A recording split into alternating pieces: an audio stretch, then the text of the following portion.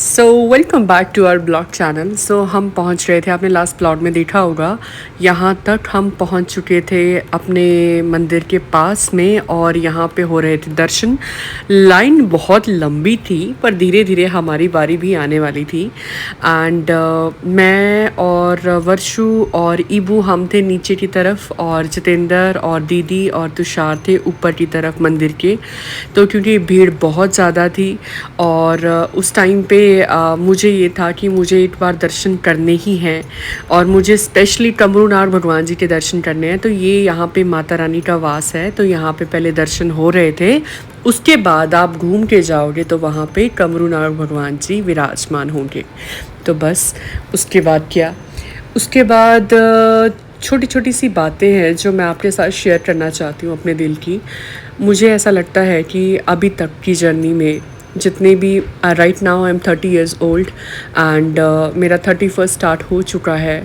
जितना भी मैंने अभी तक फील किया और एनालाइज किया, एक ही चीज़ मुझे समझ आई कि यार जब आपकी ज़िंदगी में बहुत सारी प्रॉब्लम्स आती हैं और आपको कोई सल्यूशन नहीं मिलता है, आप थक जाते हो, हार जाते हो, चीज़ों को ठीक करते करते आपको पता नहीं चलता है कि कैसे ठीक करनी है, उसका एकमात्र सल्यूशन है, that is only and only जब आप स्पिरिचुअलिटी के रास्ते पे चले जाते हो। और जब आप स्पिरिचुअलिटी के रास्ते में जाने के बाद जब आप उस सुप्रीम सोल के साथ कनेक्ट करते हो ना अपने आप को, चाहे वो आप मेडिटेट करके करो, चाहे वो आप पूजा करके करो, चाहे वो आप किसी भी वे में कर रहे हो, बट कनेक्ट हो रहे हो, जो आपको पीस मिलता है ना, वो पीस आपको दुनिया के किसी भी जगह में नहीं मिलता है। And trust me guys, I think it's been मैं 2015 और 16 के बाद से अगर मैं बात करूं, पहले तो हम जाया करते थे, मिलते थे, हमारे यहाँ पे मेले भी होते हैं अपने यहाँ पे, तो मैं जाया करती थी। बट उसके बाद मैं करियर के चक्कर में इतना ज़्यादा बिजी हो गई अपनी लाइफ में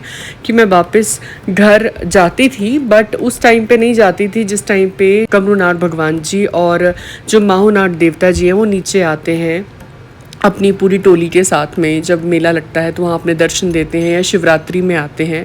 साल में ये ज़्यादा बार नहीं उतरते हैं, तकरीबन 2 से 3 बार उतरते हैं।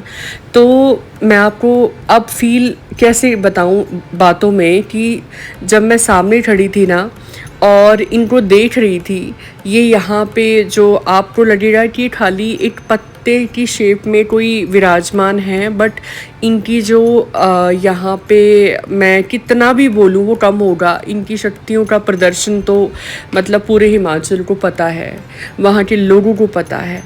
तो जैसे मैं उनको सामने से देख रही थी ना, तो मैं आपको ऐसा लग रहा था जैसे मेरे को, मतलब आप ये मानिए कि 2015 के बाद तकरीबन 2025 चल पड़ा है और 9-10 साल के बाद इनसे मैं मिल रही थी।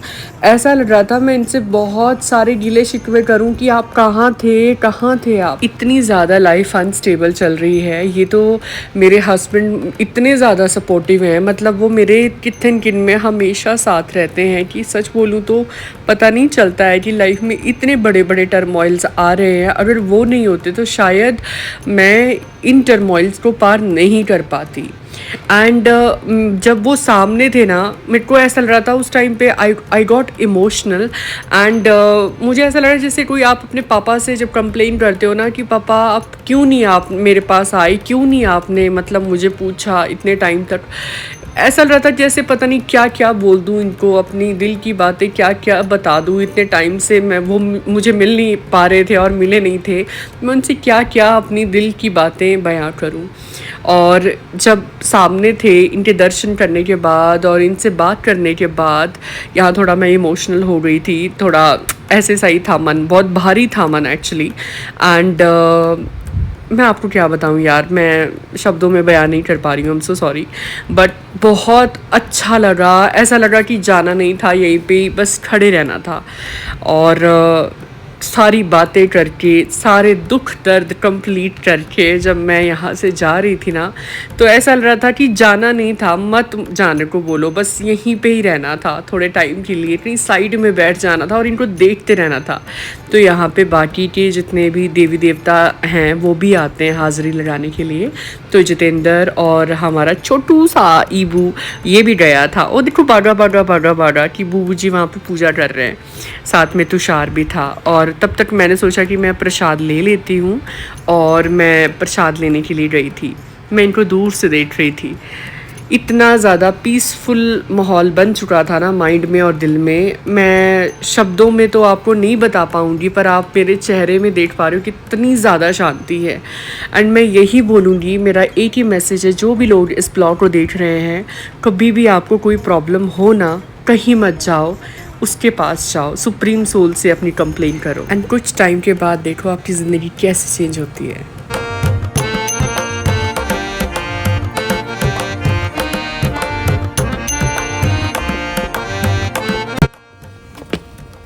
आराम से।